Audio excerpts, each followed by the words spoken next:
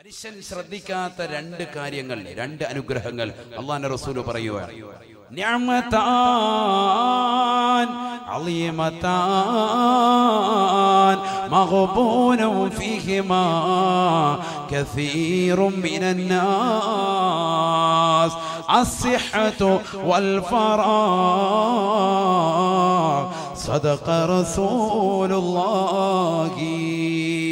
ഹബീബായ റസൂലുള്ളാഹി സ്വല്ലല്ലാഹു അലൈഹി വസല്ലമ തങ്ങൾ ഓർമ്മപ്പെടുത്തുകയാണ്, അധിക മനുഷ്യരും വർണ്ണമായ രണ്ട് അനുഗ്രഹങ്ങളെ പറ്റി ചിന്തിക്കുന്നില്ല. ആ വർണ്ണമായ രണ്ട് അനുഗ്രഹങ്ങളിൽ വഞ്ചിതരാണ്.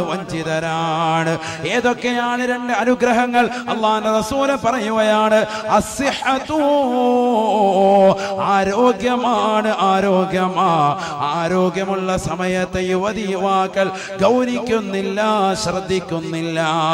രണ്ടാമത്തത് വൽ ഫറാ, ഒഴിവുള്ള സമയങ്ങളാണെന്ന് നബിയുനാ റസൂലുള്ളാഹി സ്വല്ലല്ലാഹു അലൈഹി വസല്ലം. അല്ലാഹു നമ്മളെ കാത്തിരക്ഷിക്കട്ടെ. രണ്ട് കാര്യങ്ങൾ, ഒന്നവന്റെ ആരോഗ്യം, മറ്റൊന്ന് വൽ ഫറാ, ഒഴിവുള്ള വേളകൾ.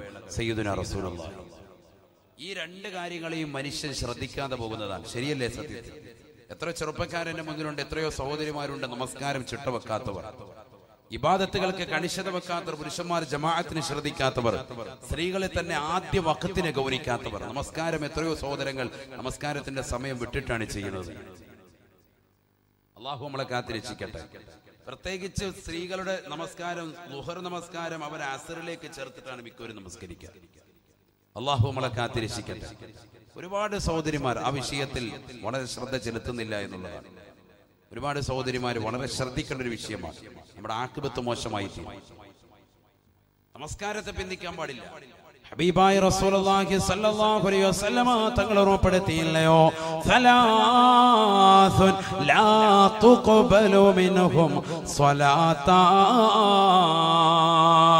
ഹബീബായ റസൂലുള്ളാഹി സ്വല്ലല്ലാഹു അലൈഹി വസല്ലമ തങ്ങൾ ഓർമ്മപ്പെടുത്തുകയാണ്, മൂന്ന് കൂട്ടരുടെ നമസ്കാരത്തെ അല്ലാഹു സ്വീകരിക്കുകയില്ല, ഖബൂലാക്കുകയില്ല. മൂന്ന് കൂട്ടരുടെ നമസ്കാരത്തെ അല്ലാഹു സ്വീകരിക്കില്ല. സയ്യിദുനാ റസൂലുള്ളാഹി അതിൽ നമ്മുടെ വിഷയമായി ബന്ധപ്പെട്ടത് ഒരാളാണ്. അദ്ദേഹത്തിന്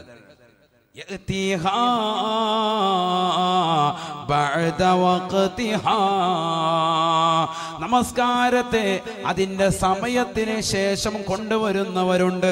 അവരുടെ നമസ്കാരത്തെ അല്ലാഹു സ്വീകരിക്കുകയില്ല.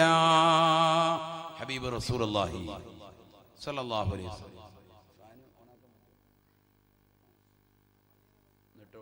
ചൂട് കൂടുതലുണ്ട്. നമ്മൾ ഈ ലൈറ്റൊക്കെ അടിക്കുമ്പോൾ ഭയങ്കര ചൂടാണ്.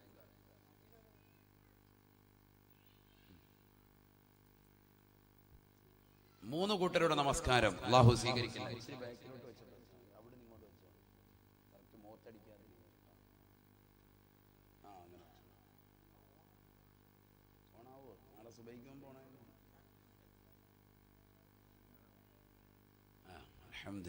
ഇവിടെ ശ്രദ്ധിക്കും. മൂന്ന് കൂട്ടരുടെ നമസ്കാരം അല്ലാഹു സ്വീകരിക്കില്ല. സയ്യിദുനാ റസൂലുള്ളാഹി. നമുക്ക് ഇടയ്ക്ക് കോമഡി തമാശ പറഞ്ഞൊന്നിരിക്കാൻ സമയമില്ല. എന്റെ പ്രസംഗത്തിൽ അതും ഇല്ലതാനും. ഖുർആനും ഹദീസും വെച്ചിട്ടാണ് നമ്മൾ സംസാരിക്കുക. പാട്ടുപാടി കോമഡി പറയുന്ന ഒരു ശീലമില്ല. അതുകൊണ്ട് നല്ലതുപോലെ ശ്രദ്ധിക്കും. അല്ലാഹു നമുക്ക് തൗഫീഖ് തരട്ടെ. നാഫി ആയിൽമിന് അല്ലാഹു എത്തി നൽകി അനുഗ്രഹിക്കട്ടെ. മൂന്ന് കൂട്ടരെ അല്ലാഹു സ്വീകരിക്കില്ല, അഥവാ അവരുടെ നമസ്കാരത്തെ അല്ലാഹു കബൂലാക്കില്ല എന്ന് പറഞ്ഞിട്ട് അല്ലാഹുവിന്റെ റസൂൽ ആദ്യമായി പറഞ്ഞത് നമസ്കാരത്തെ എപ്പോഴും പിന്തിപ്പിക്കുന്നതായ ചില കച്ചവടക്കാരുണ്ട്, ചില സഹോദരങ്ങളുണ്ട്, ചില സഹോദരിമാരുണ്ട്.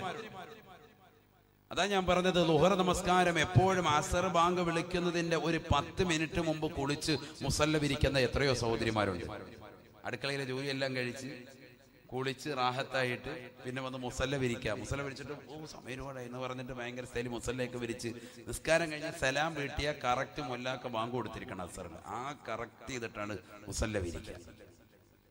ആ രീതിയിൽ നിസ്കരിക്കുന്ന എത്ര സഹോദരിമാരുണ്ട്. അല്ലാഹു നമ്മളെ കാത്തിരക്ഷിക്കട്ടെ. അപ്പൊ നമസ്കാരത്തെ അതിന്റെ സമയത്തെ ഗൗനിക്കുന്നില്ല. പരിശുദ്ധ ഖുർആനിലൂടെ ഹബീബായ റസൂലുള്ളാഹി സ്വല്ലല്ലാഹു അലൈഹി വസല്ലമ തങ്ങൾ ഓർമ്മപ്പെടുത്തിയില്ലയോ, ഇന്ന സ്വലാത്ത കാനത അലൽ മുഅ്മിനീൻ കിതാബം മൗഖൂതാ. തീർച്ചയായും നമസ്കാരം അത് സമയബന്ധിതമാണ്, സമയബന്ധിതമത്രേ. സമയത്ത് നിർവഹിക്കണം. ചരിത്രത്തിൽ കാണാം, ഒരു സ്വഹാബിയത്താകുന്ന വനിത മരണപ്പെടുകയാണ്. അവരുടെ ജനാസ കുളിപ്പിക്കുകയാണ്, കൊണ്ടുപോയി ഖബറിലേക്ക് വെക്കുകയാണ്. ആങ്ങളെയാകുന്ന സ്വഹാബിയാകുന്ന മനുഷ്യൻ അല്ലാഹുവിന്റെ റസൂൽ വഫാത്തായ സമയമാണ്. ഹബീബായ നബി തങ്ങൾ ഈ ലോകത്ത് നിന്ന് വിട പറഞ്ഞു പോയതിന് ശേഷമാണ് ഇതാ ഖബറിലേക്ക് കൊണ്ടുപോയി വെക്കുമ്പോ ഖബറിൽ തീയിടുന്നത് പോലെ വല്ലാത്ത ചൂട് കാരണമാകുകയാണ്. ഖബറിൽ തീ കാണപ്പെടുകയാണ്. ഓടി വരികയാണ് ഈ വര്യൻ തന്റെ പ്രിയപ്പെട്ട ഉമ്മയോട് ചോദിക്കുന്നു, ഉമ്മ, എന്റെ പ്രിയപ്പെട്ട സഹോദരിക്ക് എന്താണ് സംഭവിച്ചത് ഉമ്മ? അവൾ ജീവിതത്തിൽ വല്ല മോശത്തരം ചെയ്യുന്നവളാണോ? ഉമ്മ പറയുകയാണ്, വല്ലാഹി ലാ അദിരി, പൊന്നുമോനെ എനിക്കറിയില്ല. അവൾ കൃത്യമായി നോമ്പ് പിടിക്കുന്നവളാണ്, ഹജ്ജ് ചെയ്തിട്ടുള്ളവളാണ്, ഉംറ നിർവഹിച്ചിട്ടുള്ളവളാണ്. പക്ഷേ ഒരു കാര്യം അവളിലുണ്ട്, അവൾ നമസ്കാരത്തെ തഖീർ ചെയ്യുന്നവളാണ്, നമസ്കാരത്തെ പിന്തിപ്പിക്കുന്നവളാണ്. അല്ലാഹു നമ്മളെ കാത്തിരക്ഷിക്കട്ടെ. അതുകൊണ്ട് എന്താ ഈ ഖബറിൽ തീയിട്ട് ചുടുന്നു? ഇത് പുരുഷന്മാർക്കുണ്ടാവും, അല്ലാതെ പെണ്ണല്ലേ നമുക്കൊന്നും ഉണ്ടാവൂല എന്ന് കരുതണ്ട, നമുക്കുണ്ടാകും. അല്ലാഹു നമ്മളെ കാത്തിരക്ഷിക്കട്ടെ. ഞാൻ അതിലേക്ക് കൂടുതൽ കടക്കുന്നില്ല. ഒരുപാട് വിഷയങ്ങൾ അതുമായി പറഞ്ഞത് യൂട്യൂബിലുണ്ട്, നിങ്ങളത് കേൾക്കണം. അല്ലാഹു തൗഫീഖ് നൽകട്ടെ. സാന്ത്വനമായി ഉണർത്തിയതാണ്. നമസ്കാരം ഏറ്റവും വലിയൊരു അമലാണല്ലോ.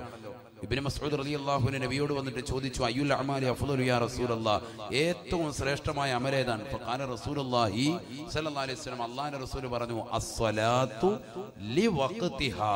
അവിടെയാണ് ശ്രദ്ധിക്കേണ്ടത്. അസ്സലാ എന്ന് പറഞ്ഞ് നിർത്തിയില്ല, നമസ്കാരം എന്ന് പറഞ്ഞില്ല. അസ്സലാത്തു ലിവഖ്തിഹാ, നമസ്കാരം അതിന്റെ സമയത്ത് നിർവഹിക്കലാണ് ഏറ്റവും വലിയ ശ്രേഷ്ഠമായ അമല്. സയ്യിദുനാ റസൂലുള്ളാഹി.